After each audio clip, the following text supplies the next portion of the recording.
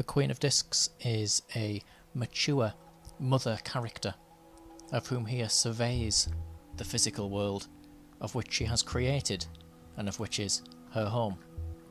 The Rider-Waite character also shows this gazing into the world of being, the world of which has been created, and you can see something of that abundance growing behind her with this natural world of which blooms. She is the watery part of earth, and these go well together. Of course, water and earth create life, and they also nurture life once it is already here.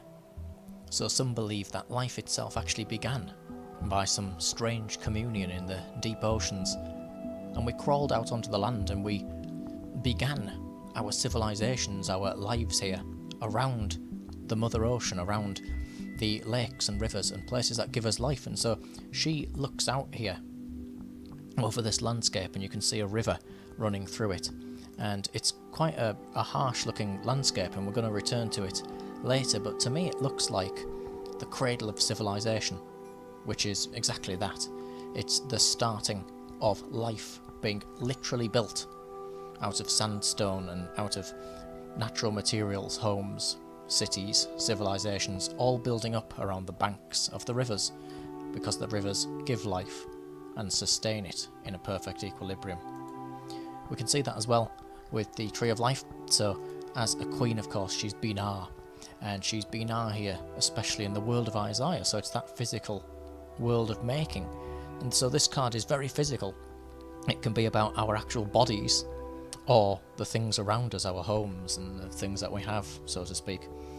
And yet, Binah is also ruled by Saturn, time, and so there is an impermanence to the things of which are actually born after being nurtured here in this womb of Binah. And so, as well as just literally giving birth to physical form, she could represent its impermanence, and therefore its cycle, this cosmic dance of birth and death and rebirth, seen in everything in nature, of which she surveys across this landscape here upon the actual card. And the symbols on this card can all be interwoven with each other to expand upon its meaning. And so firstly here we can see the image of a goat balanced upon a golden ball or a golden globe. This is its astrological association, and it's heavily weighted towards Capricorn. And Capricorn, shown literally on top of the world, can be that symbol of which we see with the goat. So the mountain goat, in folklore and in symbology, climbs to the top of the mountain in a symbol of overcoming the struggles of which it would find. It has to be strong, it has to be determined and have a lot of perseverance in order to actually reach the summit. And of course, if we look at that in a human way, when we reach the summit, we have that sense of accomplishment and that sense of sitting back and surveying the land around us and saying, look at this, I've actually scaled this mountain. And Crowley would have understood that, of course, because he was an accomplished mountaineer in life as well, and so I think he would have actually enjoyed seeing that symbology here. The goat also has long horns, and so this suggests that it is of some great age, and it represents all its experience in life, and so it has a lot of wisdom. It has literally, perhaps, ascended the mountain. It's seen all the different winters and summers and the struggles and joys of which come with them. And we also see that on the Queen herself. She wears a helmet of which has these very large goat horns upon them, and they are actually the horns of the Markhor, wild mountain goats, of which are seen in the Middle East around Afghanistan and places like that. And these are literally mountain goats, and the horns on them have this wonderful spiral pattern, suggesting the natural cycles and dances of the cosmos, just as we began with in this symbology. And this shows, first of all, that the Queen herself is somebody of whom has experienced a lot, so she's not like the princess who is just discovering the world. She has already been through it. There's a great deal of wisdom about her, symbolised by these horns, and also it shows that she has come to this point that she's sitting in, of which is a fertile landscape. You can see all these green foliage and trees around her. She's come to this at the end of a long journey, so you could literally believe that she's come across this landscape in front of her and climbed literally to the top of this mountain just like the goat. A symbol of a long life, the journey of life, and all of the stories it could tell. And of course, if she has had that long life, she will have seen a lot change, and she will have changed herself with it, grown with it as those horns grow. And so that's why we can see that her dress has these scales upon it. It looks almost like a snake, a sort of reptilian image. And this shows an endless capability for renewal, to shed the skin, to literally change her outfit. And when she changes her outfit, just as we do when we put on different clothes, we feel good, or we dress for the occasion and so on like that. She grows, she understands the situations that she's in and dresses or acts in accordance with how she should or how she has learnt to for that situation. And with it she continually grows, not just in age physically, but of course in wisdom and in experience. Now she holds in her right hand the wand, and this has upon it a crystalline symbol showing a cube, and inside the cube is a hexagram. And so here we have a symbol of the sun and the earth, so the hexagram, of which has 6 sides and therefore represents Tifereth, which is ruled by the sun, is of course the light of life. And just as we saw with the water, is something of which allows life to grow, as we see with the plants and the photosynthesis, like literally growing towards the sun physically. And the cube around it represents the earth, and so it is a firmament of the earth. It's a bit like in the Rubaiyat of Omar Khayyam, where we say, within this earthen bowl we call the sky, whereunder crawling cooped we live and die.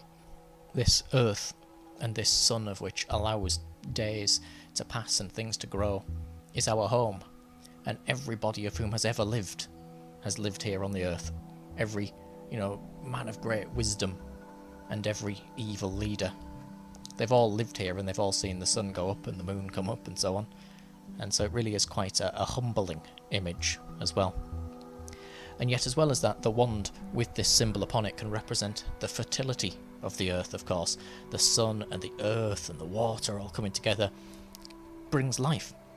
And if we have a look at the wand as well, it has this serpentine image snaking around it, of which is in many regards symbolic of the Kundalini awakening, which is the serpentine energy of which we see in yoga, of which rises up the spine, symbolised here by the wand, starting from the root chakra, and the energy rising right upwards until it bursts out of the head at the crown chakra in samadhi, or enlightenment, of which is symbolised here, of course, by the crystalline earth and sun brought together.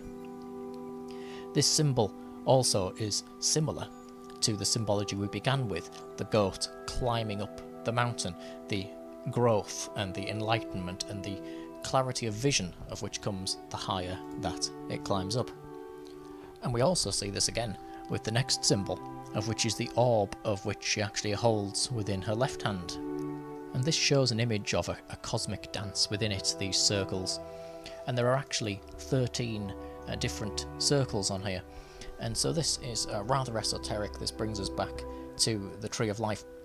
This is the 13th path upon the Tree of Life, of which connects Tifereth and Kether.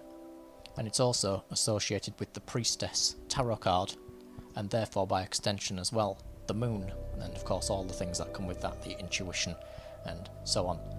And this going from Tifereth to Kether is the same thing that we've seen again, of course, the rising of energy back to the white light at the top, the source, the singularity, however you choose to actually interpret it, the enlightenment and the wisdom of which comes from it. And also Tifereth is beauty. Of course, that's how it's often described. It's that central point on the Tree of Life. And so this path, the 13th path, shows that in order for this equilibrium of the Tree of Life itself to take place, the will must eventually find itself in beauty. And only then, of course, can it unite with that perfect intelligence from where it comes from, the coming back together with the one, and all that sort of imagery. And this brings us to true will, that we see in Thelema. Love is the law, love under will. The love is, of course, the beauty of which we see here, and that our true will is that of which leads us to love, that universal uniting intelligence, on the realization of love itself in that regard. That she has these type of symbols on her, of course, shows that she is literally a mother figure. She is very nurturing, and she helps us to uncover the paths that would take us towards that true will. And we can even see that symbolised literally on the card. We have the sun, as we've seen there, underneath the goat with the orb, and we have the moon above it here, which is represented by the 13 circles, because the moon is associated with the priestess, of which is associated with the 13th path. And so, of course, she is perfectly balanced. She has completed this journey emotionally stable. You know, she has learnt a lot, of which has enabled her to understand her emotions and nurture her heart, and, you know, all of the other people of which that she will see as well. So again, it's literally a motherly figure, and somebody of whom helps us to understand our intuition, and therefore helps us to get on the right path for our journey, because she has had this journey. She has walked this crooked mile, and we can see that the background of the card is almost desert-like. It's quite a barren landscape, and so it will have been a difficult journey to actually get to this fertile land that she's in. She, however, was guided by the river. It looks like she's followed the path of the river, of which represents, of course, her following the true will, the spiritual guiding force, like a spiritual sat-nav, which is her intuition and things like that, which has actually led her towards it.